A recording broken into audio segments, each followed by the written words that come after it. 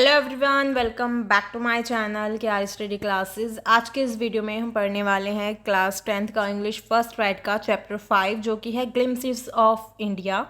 यहाँ पर हमारे पास इसमें 3 पार्ट्स दिए गए हैं। जो फर्स्ट पार्ट है वो है ए बेकर फ्रॉम गोवा, जिसके जो राइटर हैं वो है लूसियो रोड्रिग्यूस। और सेकंड जो पार्ट है हमारा वो है कूर्ग, जिसके राइटर हैं लोकेश एब्रोल। और थर्ड जो हमारा पार्ट है वो है टी फ्रॉम असम, जिसके राइटर हैं अरूप कुमार दत्ता। यहाँ पर हमारे पास 3 पार्ट दिए गए हैं। चलिए शुरू करते हैं। जो फर्स्ट पार्ट है वो है ए बेकर फ्रॉम गोवा, और इसमें हमें बताया गया है कि ये जो कहानी है ये उस समय की है जब गोवा में जो पुर्तगाल हैं, जो पोर्तुगीज़ हैं, वो शासन किया करते थे। ठीक है, कहानी जो है गोवा के एक गांव में रहने वाले एक बेकर की है, और उस समय जो लोग हैं वो बहुत ज़्यादा जो ब्रेड होते हैं उनको खाना पसंद किया करते थे। ठीक है, तो क्या होता है कि जैसे कि उस समय के लोग जो ब्रेड हैं, एक एक टाइप का एक ब्रेड होता है खाने का, उसे खाना बहुत ज़्यादा पसंद किया करते थे, और इन्हें बड़ी बड़ी भट्टियों में बनाया जाता था। ठीक है, यानी कि फर्नेसेस जो होते हैं, ठीक है, बड़े बड़े फर्नेसेस में भट्टियों में बनाया जाता था। और जो पैडर्स हैं, पैडर्स जो हैं इनको बेचने वाले होते हैं। जो पैडर्स नाम के जो व्यक्ति हैं, सॉरी नाम के नहीं, मतलब जो इनको बेचते थे उन्हें पैडर्स कहा जाता था। वो इन ब्रेड को सड़क पर बेचने आते थे, और उनके पास एक बांस होता था, एक डंडे टाइप का होता था, जिसमें वो कुछ घुंघरू टाइप बांध लेते थे, और जब वो आते थे तो उसे ऐसे बजाते थे। ठीक है, जिससे सबको पता चल जाता था कि जो पैडर्स हैं, जो ब्रेड बेचने वाले हैं, वो आ रहे हैं। उस बांस की आवाज़ सुन के जो सब लोग हैं वो बाहर निकलते थे, जिन्हें भी वो खाना होता था। ठीक है, आजकल जो है हम इन रोटियों को या इन ब्रेड्स को नहीं देख पाते हैं, क्योंकि अब इनका जो खाने का मतलब ये जो है अब इतने फेमस नहीं रहे हैं। ठीक है, अब हमें बहुत कम ये कहीं ना कहीं देखने को मिलेंगे। ठीक है, लेकिन जो कभी कभी भट्टियों में कुछ बेकर्स जो हैं वो अपने, जैसे कि एक होता है कि भाई अपने दादा परदादा के समय का जो उनका एक बिजनेस है, एक व्यवसाय है, उसको चलाते हुए वो आ रहे हैं, तो सिर्फ उन्हीं के पास हमें वो देखने, ये सब ब्रेड्स का जो वर्क है, ये जो काम है, वो हमें देखने के लिए मिल सकता है। बाकी आजकल हमें ये ब्रेड्स देखने के लिए नहीं मिलेंगे। जो लेखक हैं वो अपने बचपन के दिनों में बेकर का मतलब बेकर के जो बेकर है, ठीक है, जो लेखक हैं वो लेखक को अपने बचपन के दिनों में बेकर का दिन में 2 बार आना याद है। और जो लेखक के मित्र हैं वो, और जो लेखक हैं वो मार्गदर्शक थे। लेखक के घर की जो नौकरानियां हैं वो रोटियां खरीदती थी, जिन्हें वे चाय के साथ खाती थी, यानी कि इन ब्रेड्स को। ठीक है, इन ब्रेड्स को वो चाय के साथ खाया करती थी। और उन दिनों जो ये ब्रेड हैं वो किसी भी अवसर पर एक महत्वपूर्ण हिस्सा होते थे। जो मीठी रोटी है, जिसे बॉल भी कहा जाता है, जैसे शादी वगैरह होती है तो वहाँ पर ये बहुत ज़्यादा देखने के लिए मिलती थी, या फिर किसी को गिफ्ट करने के लिए भी, जैसे कि कोई फेस्टिवल है या कुछ है, तो हम वहाँ पर ये एक स्वीट्स के रूप में भी इनका यूज़ किया जाता था, इन्हें खाया जाता था। ठीक है, और उसके बाद जो बेकर हैं उनके पास एक अजीब सी पोशाक होती थी जिसे कबाई कहते थे, और ये एक सिंगल पीस फ्रॉक होती थी जो कि घुटनों तक पहुंचती थी। उस समय जो बेकिंग है वो एक लाभदायक व्यवसाय हुआ करता था।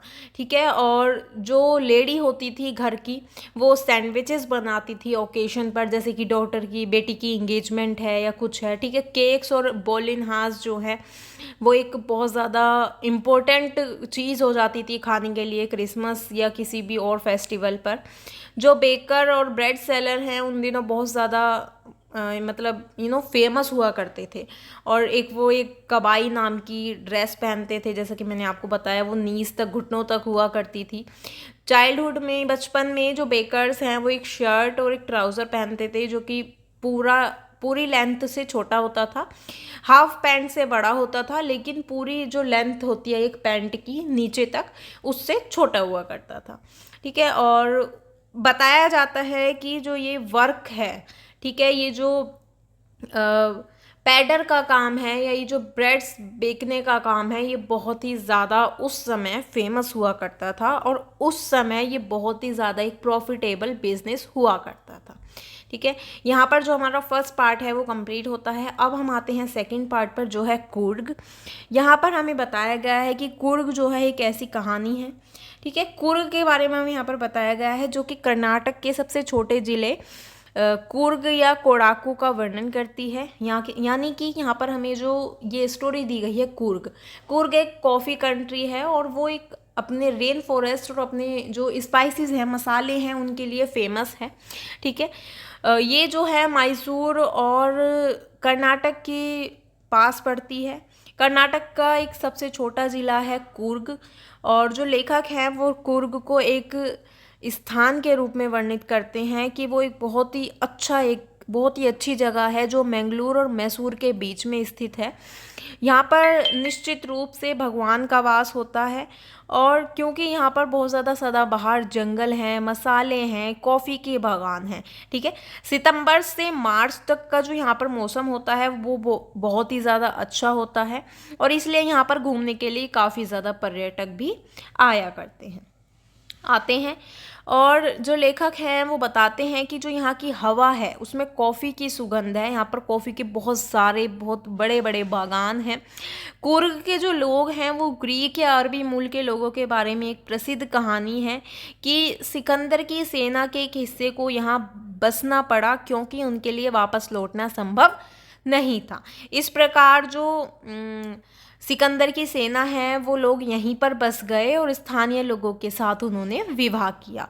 हम जो कुर्ग के लोग हैं उनको कुप्पियाँ पहनते हुए देख सकते हैं, और अरबों द्वारा पहने जाने वाली जो कुफिया है उसके समान एक लंबा काला कोट होता है, हम उन्हें पहनते हुए देख सकते हैं। ठीक है, कुर्ग के जो लोग हैं वो बहुत ही ज़्यादा बहादुर होते हैं। भारतीय सेना की जो कुर्ग रेजिमेंट है वो सबसे ज़्यादा महत्वपूर्ण रेजिमेंटों में से एक है, और इसके अलावा जो हमारे पहले सेना प्रमुख जनरल थे करियप्पा, वो भी कुर्ग से ही थे। जो कुर्ग के जंगल हैं और पहाड़ियाँ हैं वो कावेरी नदी को पानी का एक प्रमुख स्रोत प्रदान करते हैं, और इसके अलावा यहाँ पर मीठे पानी की जो सबसे बड़ी मछली है महासीर, वो भी इन पानी में पाई जाती है। ब्रह्मगिरी पहाड़ियों की चोटी से हम कुर्ग का जो पूरा दृश्य है उसको देख सकते हैं, और इसके अलावा जो बौद्ध भिक्षु हैं वो कुर्ग के पास निसर्गधामा जगह द्वीप के बाइला कुपे में रहते हैं। यानी कि जो यहाँ पर बौद्ध भिक्षु लोग होते हैं वो कुर्ग के पास एक जगह है, एक आइलैंड है निसर्गधमा, वहाँ पर वो रहते हैं, और वहाँ पर एक बाइला कुपे नाम की एक जगह है, वहाँ पर वो रहते हैं।